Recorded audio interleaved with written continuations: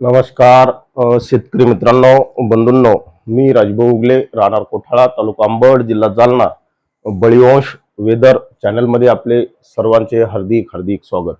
मित्रांनो, आज बहुचर्चित 22 तारीख, ज्या क्षणाची संपूर्ण महाराष्ट्र वाट पाहत होता, तो क्षण मित्रांनो आलेला आहे.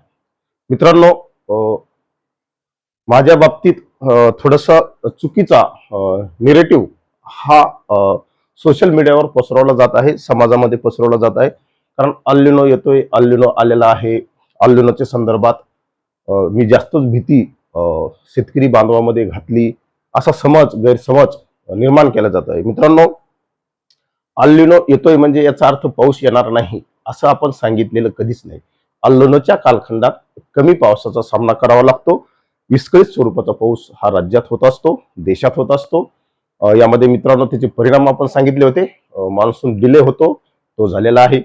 कमकुवत मान्सून असू शकतो, तो आहे. मित्रांनो, तो उशिरा येऊ शकतो, तो आलेला आहे, उशिरा येत आहे. या सर्व गोष्टी मित्रांनो अल्लिनोच्या पार्श्वभूमीवर घडलेल्या आहेत. अधिक तापमान राहू शकते हे सांगितलेले मित्रांनो 2027 पर्यंत या अल्लिनोचा प्रभाव राहणार आहे हे आपण सांगितले. आणि आता बाकीचे हवामान अंदाजक सुद्धा ते सांगत आहेत.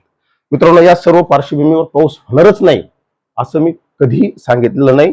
पाऊस होण्यासाठी आयओडी असेल, एमजीओ असेल किंवा सोमालिया जेट असतील, या ही सर्व घटक त्याला कारणीभूत असतात. आज त्याच संदर्भातली माहिती आपण पाहू. ही जे सर्व वातावरण तयार होत आहे, याच्या पाठीमागचं कारण काय आहे? तर मित्रांनो, याच्या पाठीमागं सोमालिया जेट ही संकल्पना आपण समजून घेऊ, एमजीओ फेज ही संकल्पना समजून घेऊ. त्यानंतर मित्रांनो, लो प्रेशर, बंगालच्या उपसागरातली लो प्रेशर, डब्ल्यूडीचा प्रभाव, या साऱ्या गोष्टीमुळे 22 तारखेपासून 25 तारखेपर्यंत, अजूनही सांगतो मित्रांनो, 22 तारीख ते 25 तारखेपर्यंत राज्याच्या वेगवेगळ्या अंतर्गत भागात विखुरलेल्या स्वरूपाचा पाऊस असेल. परंतु मित्रांनो, 25 तारखेनंतर 25-26 पासून मोसमी पाऊस पुढे सरकायला सुरुवात होईल.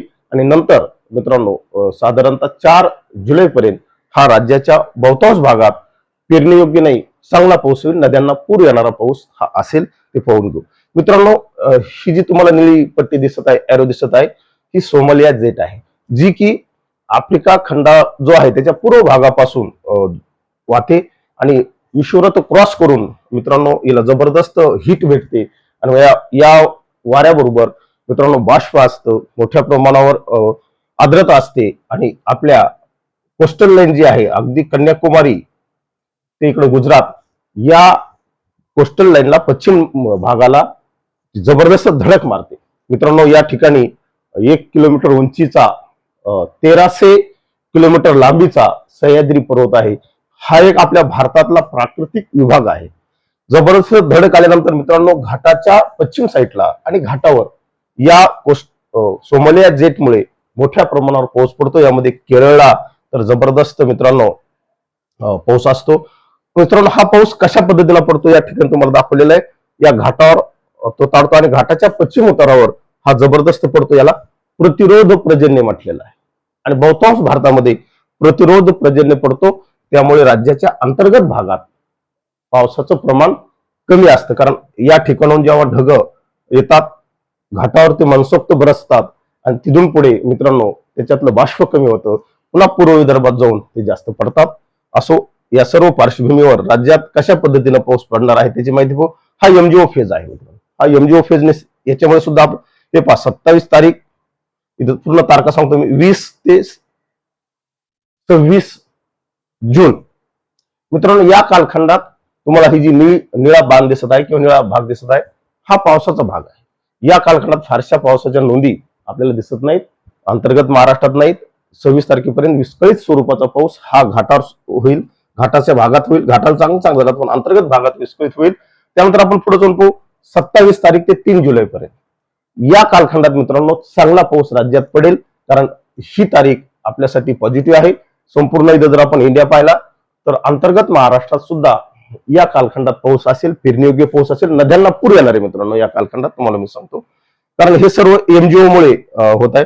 4 जुलै ते 10 जुलैपर्यंत मित्रांनो हे वातावरण 4 जुलै ते 10 जुलैपर्यंत राहणार. परंतु इकडे दक्षिणेकडे कमकुवत होऊन ते उत्तरेकडे सरकत आहे. या कालखंडात सुद्धा राज्याच्या अंतर्गत भागात पाऊस असेल. पुढे जो 11 जुलै ते 17 जुलै या कालखंडात परत पाऊस कमी होत आहे, लक्षात घ्या. म्हणजे 9 जुलै पर्यंत आपण काल एका रूम मध्ये सांगितलं की 9 जुलै पर्यंत या एमजीओचा प्रभाव असेल आणि 9 जुलै पर्यंत मित्रांनो राज्यात पेरणीयोग्य पाऊस पडेल. नवे नवे जून मधील जी पावसाची तूट आहे ती निश्चित भरून निघेल एवढी शक्यता मात्र तयार झालेली आहे. आपण पहिल्यांदा मित्रांनो ही उपग्रह प्रतिमा पाहू की मोठ्या प्रमाणावर बाष्प आपल्याला महाराष्ट्रावर दिसत आहे. आतापर्यंत मी तुम्हाला सातत्याने सांगितलं की महाराष्ट्राला कुठेही बाष्प पुरवठा नाही, त्यामुळे महाराष्ट्रात फारशा पावसाच्या नोंदी होणार नाहीत. आता होणार आहेत मित्रांनो, लक्षात घ्या. या ठिकाणी मोठ्या प्रमाणावर बाष्प पुरवठा आहे. इकडनं बंगालच्या उपसागरातून वायव्य बंगालचा उपसागर आहे, लक्षात घ्या. वायव्य भाग आहे हा बंगालच्या उपसागराचा. या ठिकाणी लो प्रेशर बनणार आहे. ते तेलंगणा वगैरे विदर्भ, मराठवाडा, पूर्व मराठवाड्यात, दक्षिण मराठवाड्यात जबरदस्त पावसाच्या नोंदी होतील. परंतु मित्रांनो 22 तारीख ते 25 तारीख पर्यंत विखुरलेल्या स्वरूपात असेल आणि त्यानंतर 25 तारखेपासून ते 4 जुलै पर्यंत हा पाऊस जबरदस्त पडणार आहे. तो कसा कसा कुठे कुठे पडेल त्याची माहिती पाहू मित्रांनो. हे माझं वैयक्तिक मॉडेल आहे, म्हणजे मी याला पे केलेलं आहे. मित्रांनो घाटावर पावसाच्या नोंदी असतील. आपण सांगितलं की दक्षिण कोकणात यावर्षी चांगला पाऊस पडणार आहे. उत्तर जो मुंबईसह उत्तर भाग आहे या ठिकाणी सुद्धा आहे. परंतु या गेल्या पुढील 2 दिवसाची नोंदी आहेत मित्रांनो, या आज आणि उद्या ही आहे. अंतर्गत महाराष्ट्रात मित्रांनो बीड असेल, जालना असेल, छत्रपती संभाजीनगर असेल, लातूर, धाराशिव, बुलढाणा, मेहकर या भागात मित्रांनो आजच काही ठिकाणी नद्यांना पूर येण्याची शक्यता आहे. वड्यांना पाणी येण्याची शक्यता सुद्धा तयार झालेली आहे. ही पहा मित्रांनो, माझा छत्रपती विभाग जो आहे, छत्रपती संभाजीनगर विभाग, या विभागात मित्रांनो बहुतांश ठिकाणी पाऊस पडणार आहे. अगदी नांदेड, परभणी, हिंगोली, बुलढाणा, मेहकर, जालना, इकडे लातूर, धाराशिव या भागात मित्रांनो नद्यांना पूर येणारा, वड्यांना पाणी येणारा पाऊस निश्चित होणार आहे. तो कसा होतोय हे या ठिकाणी पाहू शकतो आपण. हे ECMWF मॉडेल आहे मित्रांनो. घाटावर पावसाच्या नोंदी होतील आज. या ठिकाणी मित्रांनो पावसाच्या नोंदी आपल्याला कमी दाखवलेल्या आहेत या मॉडेलने. अंतर्गत महाराष्ट्रात छत्रपती संभाजीनगर विभागामध्ये चांगल्या पावसाच्या नोंदी दाखवलेल्या आहेत. इकडं चंद्रपूर, गडचिरोली वगैरे या भागात, पूर्व विदर्भात चांगला पाऊस दाखवलेला आहे. आणि या भागात मित्रांनो बीड वगैरे हा घाटाचा भाग आहे, या ठिकाणी सुद्धा पाऊस होणार आहे. त्यामुळे निश्चित राहा 22 तारीख ते 25 तारीख राज्यात विखुरलेल्या स्वरूपाचा, कुठे कमी कुठे जास्त, कुठे वड्यांना पूर येणारा, नद्यांना पूर येणारा पाऊस असेल. आणि 25 पासून मित्रांनो 25 ते 4 जुलै पर्यंत, अगदी तो 9 जुलै पर्यंत जात आहे, चांगला पाऊस राहणार आहे. सर्वांच्या पेरण्या होणार आहेत.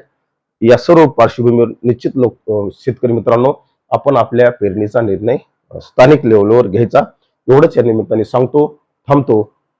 जय हिंद, जय महाराष्ट्र.